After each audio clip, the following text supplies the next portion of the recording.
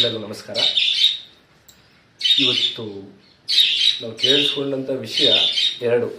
ಒಂದು ಜೀವನೋತ್ಸಾಹ ಅಂದ್ರೇನು, ಮತ್ತು ಇನ್ನೊಂದು ಯಶಸ್ಸನ್ನು ಅಳೆಯೋದು ಹೇಗೆ ಅಂತ.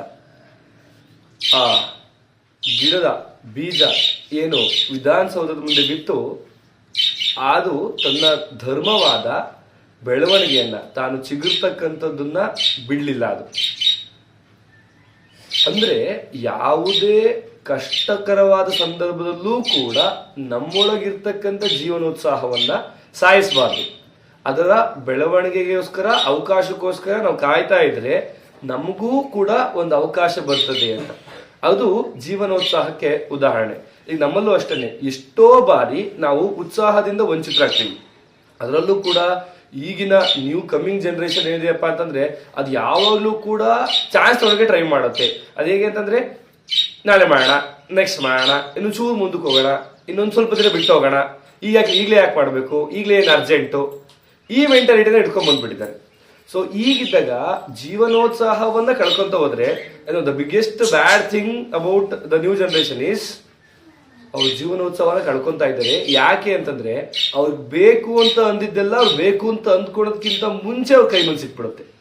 ಯಾವುದು ಅವರಿಗೆ ಬೇಗ ಸಿಗ್ಬಾರ್ದು ಅದು ಬಲವಂತವಾಗಿ ಅವ್ರಿಗೆ ಬೇಗ ಅವ್ರ ಕೈ ಸಿಕ್ಬಿಡುತ್ತೆ. ಸೊ ಹಾಗಾಗಿ ಆ ಉತ್ಸಾಹನಾಗ್ಲಿ ಕುತೂಹಲನಾಗ್ಲಿ ಉಳ್ಕೊಳ್ಳೋದೇ ಇಲ್ಲ. ಯಾವಾಗ ಒಬ್ಬ ವ್ಯಕ್ತಿ ಜೀವನೋತ್ಸಾಹವನ್ನ ಉಳಿಸ್ಕೊಂತಾನೆ ಅಂತಂದ್ರೆ ಆತನಿಗೆ ಕುತೂಹಲ ಇರಬೇಕು. ಆದ್ರೆ ನಾವು ಪೇರೆಂಟ್ಸ್ ಆಗಿನೂ ಕೂಡ ನಾವು ಮಕ್ಕಳಿಗೆ ಕುತೂಹಲವನ್ನೇ ಹುಟ್ಟಿಸದೆ ಅವ್ರು ಕೇಳಿದ್ದನ್ನೆಲ್ಲ ಅವಕ್ಕೆ ಅವಶ್ಯಕತೆಗಿಂತ ಮುಂಚೆನೆ ಕೊಡ್ಲಿಕ್ಕೆ ಆರಂಭ ಮಾಡ್ಬಿಟ್ಟಿದ್ವಿ. ಸೊ ಹಾಗಾಗಿ ಆ ಮಕ್ಕಳಲ್ಲಿ ಕುತೂಹಲ ಬೆಳಿಬೇಕು. ಕುತೂಹಲ ಬೆಳೆದಾಗ ಮಾತ್ರ ಜೀವನೋತ್ಸಾಹ ಬೆಳೆಯಕ್ಕೆ ಸಾಧ್ಯ ಅಂತ. ಹಾಗಾಗಿ ಕುತೂಹಲವನ್ನ ಉಳಿಸ್ಕೊಂತ ಜೀವನೋತ್ಸಾಹವನ್ನ ಹೆಚ್ಚು ಮಾಡ್ಕೊಂತ ಬದುಕಬೇಕು ಅಂತಕ್ಕಂಥದ್ದು ಮೊದಲನೇ ವಿಷಯದ ಆಶಯ. ಇನ್ನೊಂದು ಎರಡನೇದು ಹೇಳಿದ್ದು ಯಶಸ್ಸನ್ನ ಹೇಗೆ ಅಳಿಬಹುದು ಅಂತ. ಹೌದು, ಕರೆಕ್ಟ್. ಒಬ್ಬ ಒಳ್ಳೆ ರ್ಯಾಂಕ್ ಬಂದ್ರೆ ಅವನಿಗೆ ಸಕ್ಸಸ್ ಅಂತ ಅನ್ಕೋತಾನೆ. ಇನ್ನೊಬ್ಬೇನೋ ತಾನು ಮಾಡ್ತಿರ್ತಕ್ಕಂಥ ಕೆಲಸವನ್ನ ಚೆನ್ನಾಗಿ ಮಾಡಿದ್ರೆ ಅವ್ನು ಸಕ್ಸಸ್ ಅಂತ ಅನ್ಕೋತಾನೆ. ಇನ್ನೊಬ್ಬೇನೋ ತಾನು ಚೆನ್ನಾಗಿ ದುಡ್ಡು ಮಾಡಿದ್ರೆ ಅದನ್ನ ಯಶಸ್ಸು ಅಂತ ಅನ್ಕೋತಾನೆ. ಇನ್ನೊಬ್ಬ ಯಾವ್ದೋ ಒಂದು UPSC ತರೋದು ಅಥವಾ JEE ನೀಟ್ ಈ ತರದ ಎಕ್ಸಾಮ್ ಅಲ್ಲಿ ರ್ಯಾಂಕ್ ಬಂದ್ರೆ ಅವನು ಸಕ್ಸಸ್ ಅಂತ ಅನ್ಕೋತಾನೆ. ಸಕ್ಸಸ್ ಯಾವ ರೀತಿ ಎಳಿಬಹುದು? Success has no definition. Success has no definition. ಯಾವ ವ್ಯಕ್ತಿ ಸಕ್ಸಸ್ ಆಗ್ತಾನೋ ಅವನು ಏನ್ ಹೇಳ್ತಾನೋ ಅದೇ ಸಕ್ಸಸ್ ಎಂದು ಡೆಫಿನೇಷನ್.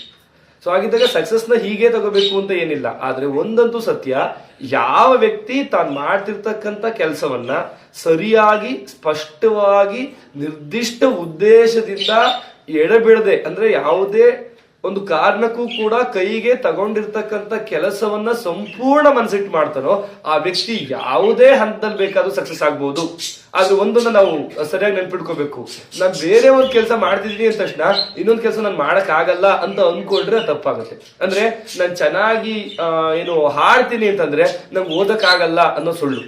ಅಥವಾ ನಾನು ಚೆನ್ನಾಗಿ ಕ್ರಿಕೆಟ್ ಆಡ್ತೀನಿ ಅಂತ ಅನ್ನೋನ್ಗೆ ನಾನು ಚೆನ್ನಾಗಿ ಪೇಂಟ್ ಮಾಡಕ್ ಬರಲ್ಲ ಅಂತ ಅಂದ್ರೆ ಸುಳ್ಳು. ಯಾಕೆಂತಂದ್ರೆ ನಮ್ಮಲ್ಲಿ ಮಲ್ಟಿ ಟ್ಯಾಲೆಂಟ್ಸ್ ಅಂತ ಇರ್ತಕ್ಕಂಥ ಮಹಾನ್ ವ್ಯಕ್ತಿಗಳಿದ್ದಾರೆ. ನಮ್ಮ ತಿಪ್ಟೂರಿನ ಮಹಾನ್ ಪರಮಾಣು ವಿಜ್ಞಾನಿ ರಾಜಾರಾಮಣ್ಣ ಅಂತ ಇದ್ರು.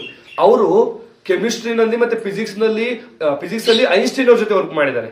ಆದ್ರೆ ಅವ್ರಿಗೆ ವಯಲಿನ್ ನುಡಿಸ್ತಕ್ಕಂಥದ್ದು, ಸಂಗೀತದಲ್ಲಿ ಅತಿ ಹೆಚ್ಚು ಆಸಕ್ತಿ ಇತ್ತು. ಅಂದ್ರೆ ನಮ್ಮ ತಿಪ್ಟೂರವರೇ ಅಷ್ಟೊಂದು ಎಕ್ಸಾಂಪಲ್ ಇದ್ದಾಗ ಒಬ್ಬ ವ್ಯಕ್ತಿ 2 ಕೆಲಸವನ್ನ 3 ಕೆಲಸವನ್ನ ಮಾಡಕ್ ಆಗಲ್ಲ, ಅದರಲ್ಲಿ ಶ್ರೇಷ್ಠತೆಯನ್ನ ಗಳಿಸ್ಲಿಕ್ಕೆ ಆಗಲ್ಲ ಅಂತಕ್ಕಂಥದ್ದು ಸುಳ್ಳಾಗತ್ತೆ. ಹಾಗಿದ್ದಾಗ ನಾವು ಯಶಸ್ಸನ್ನ ಹೀಗೆ ಇಷ್ಟೇ ಅಂತ ಮೆಜರ್ ಮಾಡಕ್ಕಂತೂ ಆಗಲ್ಲ. ಯಶಸ್ಸು ಅವರವರ ಮನಸ್ಸಿನ ಸ್ಥಿತಿ ಆಗ್ಬೋದು. ಆದ್ರೆ ಯಶಸ್ಸನ್ನ ನಾವು ಬಯಸ್ತಕ್ಕಂಥ ಯಶಸ್ಸನ್ನ ಪಡಿತಕ್ಕಂಥದ್ದು ಕಷ್ಟ ಏನಾಗಲ್ಲ ಅಂತ ಹೇಳ್ತಾ ಇವತ್ತಿನ ಈ ಒಂದು ವಿವೇಕಮಾಲಾ ಚೈತನ್ಯದ 5ನೇ ದಿನದನ್ನ ಮುಗಿಸ್ತಾ ಇದ್ದೀವಿ. ಎಲ್ಲರಿಗೂ ಮತ್ತೊಮ್ಮೆ ನಮಸ್ಕಾರ.